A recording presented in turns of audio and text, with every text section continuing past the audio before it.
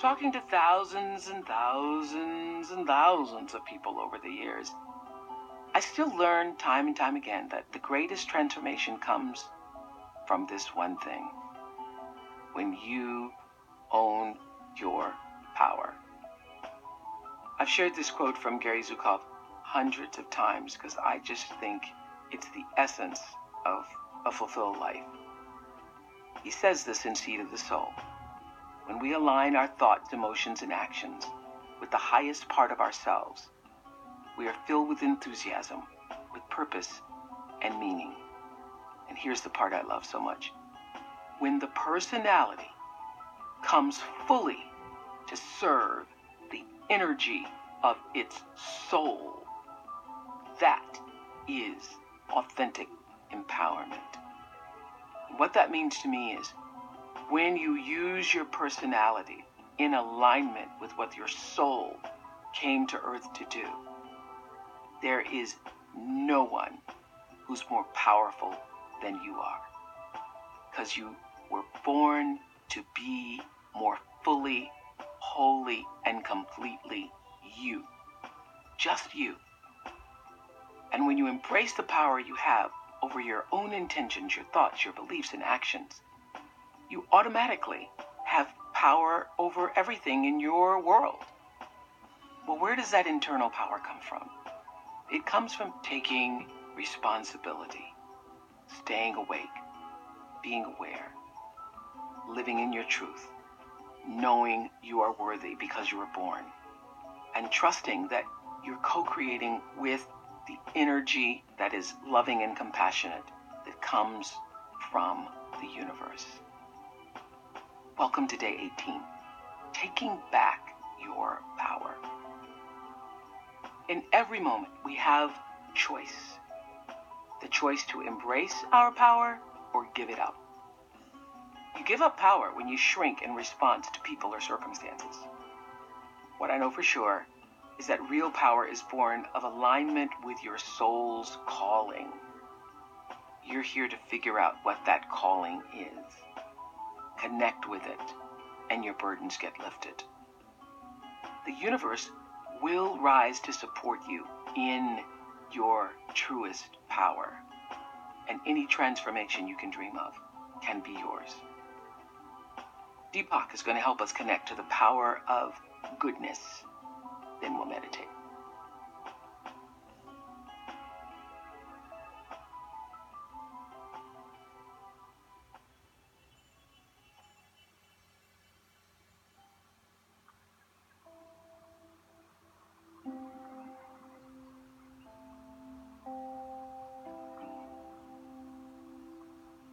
Without wanting to, we gradually find ourselves giving away our power. This happens in countless ways, most of them unconscious. When you're dominated by someone in a relationship, you've surrendered your power to be an equal partner. When you feel anxious about how lovable you are, you have surrendered the power of self-esteem. Even when you go along with the crowd in your opinions, the power to think for yourself begins to diminish. Taking back your power is a key to changing your story. This pertains especially to the burdens you're carrying, because almost every time someone is weighted down, physically, mentally, or emotionally, they believe they have to live that way. The feeling of being trapped can have tragic consequences, as when someone feels powerless to leave an abusive situation. From the outside, an observer might say, "Just walk out. What's wrong with you?" The same way, one might look at excessive weight and say, "Just stop eating. What's wrong with you?" This is a false perspective. We become who we are either by having power or giving power up. Once a person feels helpless and powerless, that's who they feel they are. It's not like a coat you can take off whenever you want to. Every day our lives are shaped by themes we don't even realize are part of us. So, what causes us to be shaped in ways that make us feel powerless, helpless, and victimized? Certain cultural forces are invisible, pressuring us without being noticed. Some of the most pervasive themes that get reinforced in society are winner and loser, lovable and unlovable, victim and perpetrator, smart and stupid, beautiful and ugly, givers and takers. These are boxes we slip into over time. If you are a lovable winner, society sees you and knows you. But the same is true if you are an unlovable loser. The real trick is to reject the whole scheme that says you must fit into a box. When you put yourself and other people into any of these boxes, you have lost the power to shape your story yourself. You have a right to define yourself by who you actually choose to be. Taking back the power means speaking and acting according to your own truth. So the next time you are tempted to look at yourself and say things like unattractive, unlovable, loser, etc., sense the lid of a box shutting on your head. Just say to yourself, I'm not going there. I will not be put into a box. At that very moment, you're getting your power back. As we prepare to meditate together, let's take a moment to consider our centering thought. I define myself by choosing who I want to be. I define myself by choosing who I want to be. Now let's prepare for our meditation. Make yourself comfortable and close your eyes. Begin to be aware of your breath and just breathe slowly and deeply. With each breath, allow yourself to become more deeply relaxed. Now gently introduce the mantra, Pratam Aham. Pratam Aham. This mantra means I am the consciousness that knows itself on its own unlimited terms without labels or conditions. Repeat it silently to yourself. Pratam Aham. Pratam Aham. Pratam Aham. With each repetition, feel your body, mind, and spirit open and receive just a little more. Whenever you find yourself distracted by thoughts, noises, or physical sensations, simply return your attention to silently repeating the mantra. Pratam Aham. Pratam Aham. Pratam Aham. Please continue with your meditation. I'll mind the time, and when it's time to end, you will hear me ring a soft bell. Pratam Aham. Pratam Aham. Pratam Aham.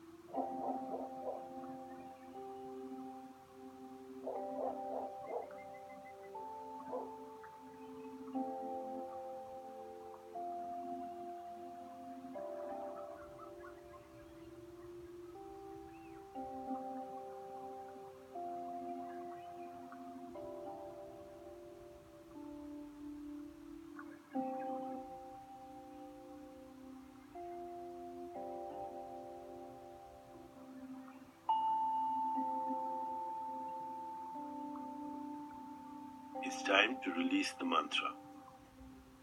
Continue to sit restfully, inhaling and exhaling slowly. When you feel ready, you can open your eyes.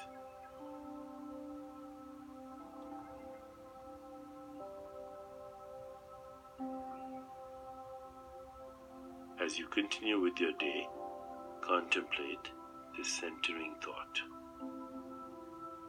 I define myself by choosing who I want to be. I define myself by choosing who I want to be.